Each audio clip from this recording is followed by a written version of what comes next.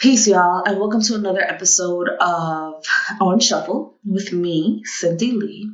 Today, I wanted to talk a little bit about pronouns. Just a couple of days ago, it was International Pronoun Day. So, this was 2019 when I'm recording this, and International Pronoun Day for 2019 was October 16th. For those who missed it, no worries, because we can talk about pronouns every single day. Yay. And also, if you're really trying to be in support of International Pronoun Day, 2020 will be, I believe, October 21st. Yes, so October 21st. So get that in your iCal, your Google Calendar, whatever it is that keeps you on the money as far as awareness days. So, I'm not putting my English teacher hat on because I don't got one.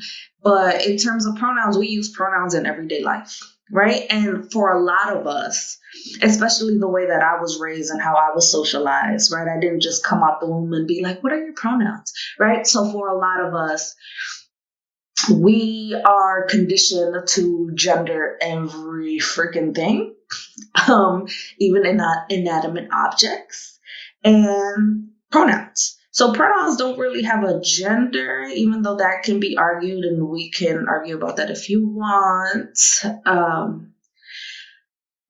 Pronouns don't have a gender. Gender's in your head. I can totally have a whole other episode around breaking down what gender means and my school of thought and my belief around gender.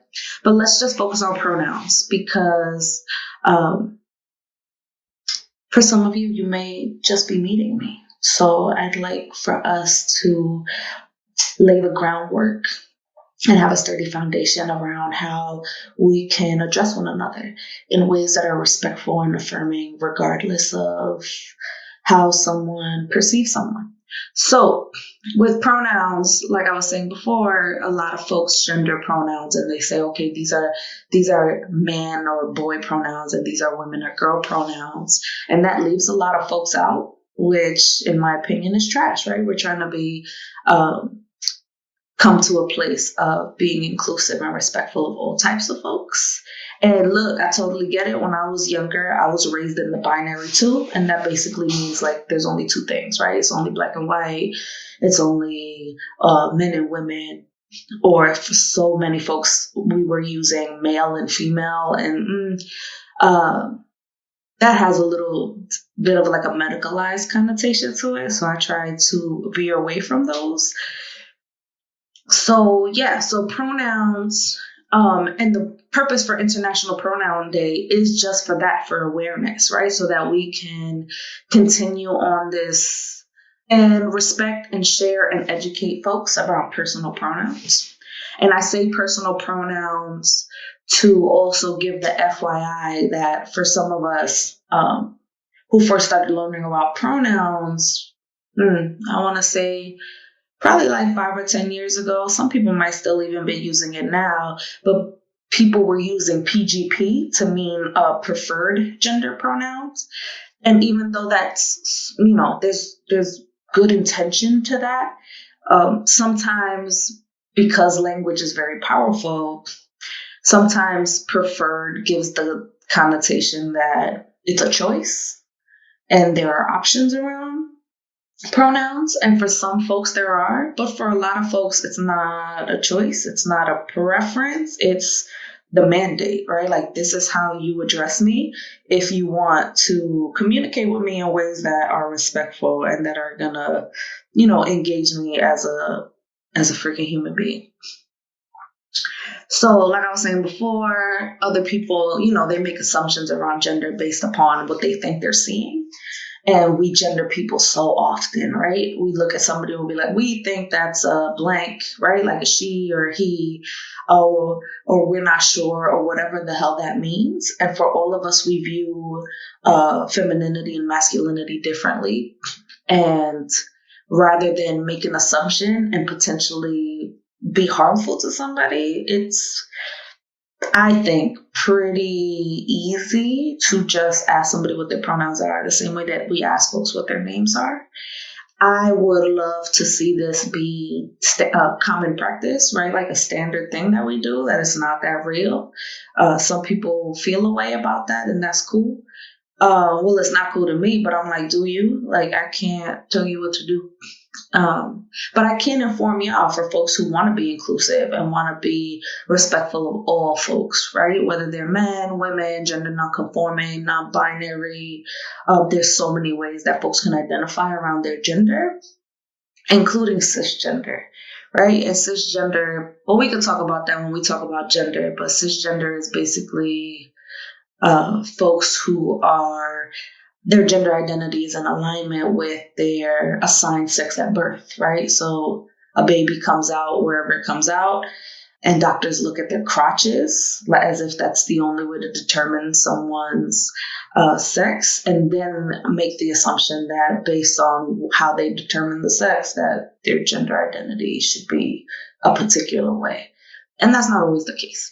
And without getting too hard and heavy around that, I just wanted to shed some light around that. So like I said before, for example, my pronouns are she and they.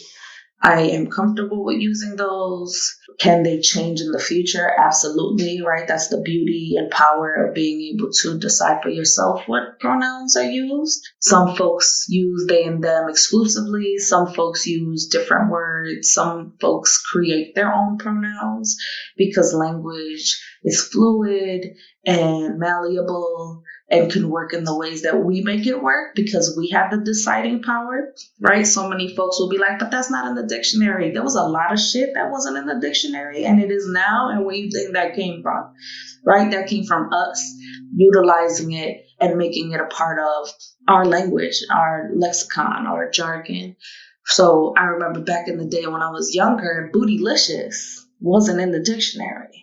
And it got in the dictionary. And people felt the way about that, when that is a whole other reason probably why they felt the way. Things like staycation weren't in the dictionary.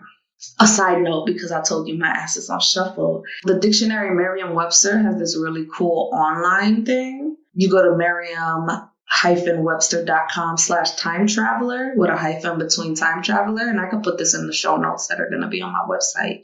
But it's basically you can pick a year. So a lot of people are picking the year that they were born, and you could find out what were some words that were introduced that year. So that like their first time that they popped up in the year.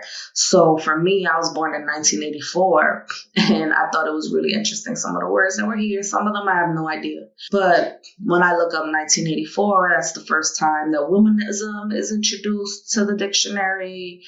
Sriracha, bi-curious, laptop, so things like that. So basically, words continue to get used and reused and morphed, and we're in charge of what is seen and can be considered a word. So I say that because so many folks had so much beef around folks using they and them as a singular pronoun, when there's lots of instances where they and them has been used. And again, why does it matter? Like, if somebody wants to be referred to as they and them, why can't we respect that? We respected so many folks with so many other nicknames and ways to be called and symbols. Like, what's the problem? And like, are you really hurt by that? Like, what is your bone of contention around respecting people and their pronouns? Pronouns, International Pronoun Day. Utilize them. It's really easy. Ask somebody their pronouns. Some folks are going to be like, what do you mean what my pronouns are? I don't know. Do you need a lesson on pronoun? Like, we can have a conversation about that if you're a type of person that's into like putting their educator hat on. But just like you asked their name, what's the pronoun you use? And with that, some of us, it's still a habit for us to unlearn some of the conditioning around gendering people and assuming people's pronouns based on what we think they look like. And that's not cool, but it's a fixable thing. So I can't dictate how someone's going to react to something like that, because you may have not been the first person to do it. That might be something that's really activating for them. But I think the key thing, the take-home message around what happens if you like misgender someone is you apologize and you keep it pushing, right? Do not make it about you so that the person has to like hold your emotions and contain you around the fuck up that you did, right? You take the L, right? And L's are always lessons, not losses. You take the L, you say you're sorry, you correct yourself, and you keep pushing. And you could continue to put the effort in to respect folks for their pronouns. And whatever, y'all. This can be super complicated, and it doesn't really need to be. So I'm gonna put some resources made available to you if this is your first time using pronouns or talking about pronouns. Again, this shit wasn't something that I knew about either when I was younger. There was less exposure to having these conversations outright. Lately, I've been teaching my young people and my adults. And in my experience, a lot of folks seem to have some type of awareness around it. And those that don't, they either get it or they don't get it, right? Like a lot of folks try to tie this to their own values. And if one of your values should be respect, then it should classify under that, right? Like you should be able to respect folks and appreciate folks for their humanity. And part of that includes acknowledging them and honoring their pronouns, whatever they are. So I'll put some resources up about pronouns. There's a bunch of really helpful resources that are out there in the world, like what to do or how do you practice this, right? Because again, this is not something that all of us are normally into. And some of us don't care, right? Like some of us are like, fuck gender, use whatever pronoun you want, and that's cool. Just be conscious that if you're someone who has more dominant identities and you're like, oh, use whatever, then there's privilege in that. Because some people want to be acknowledged and affirmed for the pronouns that they want and aren't respected because of whatever somebody else perceives their gender to be. So understand that there's privilege in being able to say whatever you want to me. In some instances, right? Other instances, it's because they literally are like, use whatever. And with that, having a conversation around pronouns made me think about gender. It made me think about how a lot of us are so hung up on gender.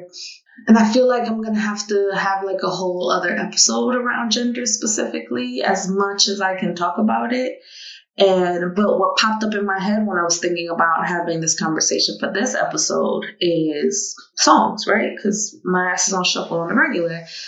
So one thing that popped in my head, I don't know if you remember, it was a couple of years ago. It was like 4 years ago. Childish Gambino, I'll put the link up so that you can see it, but he did a cover on some radio show or some satellite radio show, and he decided to cover Tamia's So Into You.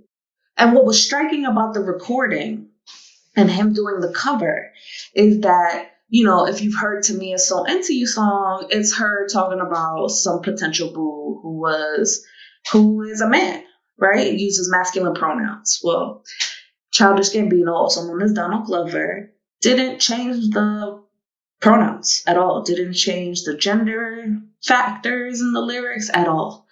And some people were like blown away by that. But like, it's a song, and he was digging the song, and it resonated with him, and it's a song that he loved when he was younger, and he didn't want to make any changes to it. And no one died, y'all. Nothing happened. I actually find that appealing.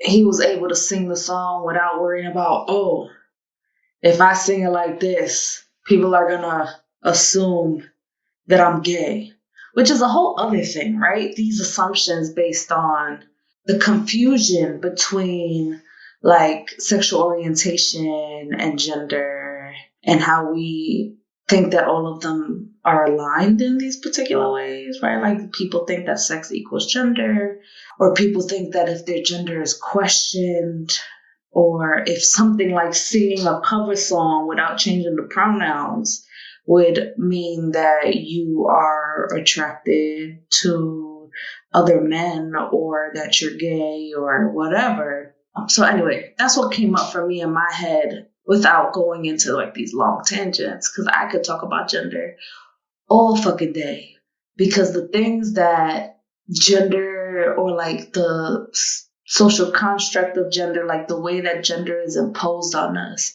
really fucks with us in a lot of different ways. But I think I'm going to save that for another episode. So thank you for listening. Please, if you have any questions, shout them out to me. You can find me on all the things at my full ass government at Cindy Lee Alves, Alves, not Z, y'all. So yeah, let me know what you think. If you have any additional questions, I'll be sure to answer them on probably most likely Instagram, but on some type of social media platform or on my actual website at cindyleealves.com. So yeah, thank you for listening. Please tune into the next episode. I'll check y'all later. Shimmies for now.